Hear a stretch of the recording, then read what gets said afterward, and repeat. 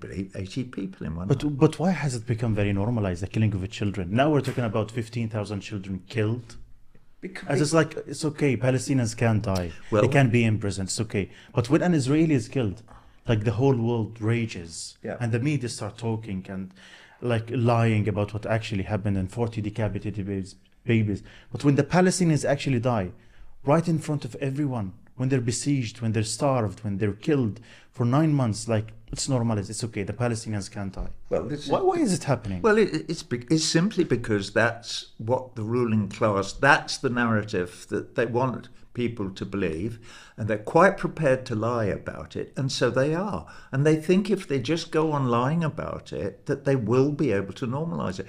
And they had almost succeeded in the United States and possibly even in Great Britain and possibly even in France and Germany. In Germany, they'd completely succeeded.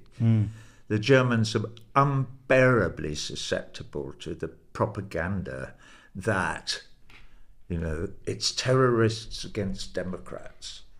That's the story they've tried to sell. And somehow that Israel is democratic, which is ludicrous, obviously, because it's a white supremacist apartheid enterprise, and there's nothing to do with democracy. Anyway, but that's why this has changed it.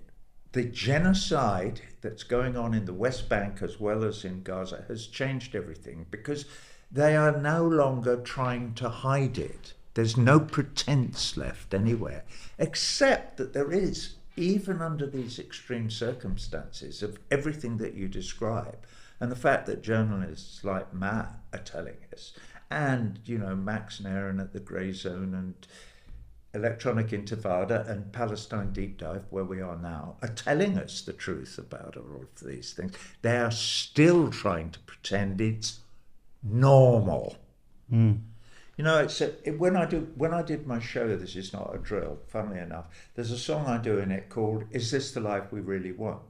And I won't tell you what any of the lyrics are, but it's about that basic thing. It finishes up my song that I write, that going, the last line is, "It's normal," having just described absolute horror. You know what's terrifying is that now the Israelis don't hide their massacres anymore. They don't hide it. No. I've seen many videos of Israeli soldiers going to Gaza houses after they have killed and maimed and I don't know what else they did. And they would say that they're here to kill the people in Gaza, the children of Gaza.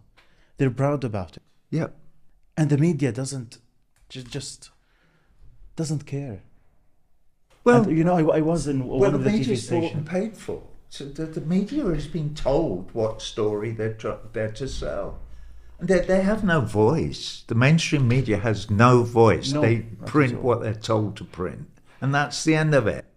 One of these TVs that hosted me after I lost my family, I don't know if you know about it or not. I lost 21 members of my family. Yeah, I know that. 14 of them are children. And then I went to one of the TV stations and like it was like in the screens, Israel at war. So after everything Israel did, it is Israel that is at war. So what does that tell you about the Western media? Well, it tells you everything that we've been saying. But we all agree on that, obviously, here. You won't find a dissenting voice at this table. Go on. No, I was going to ask, just following on from what Ahmed's been saying, like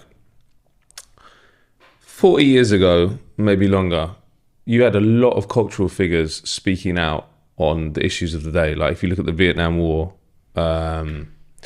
civil rights movement, now there's barely anyone.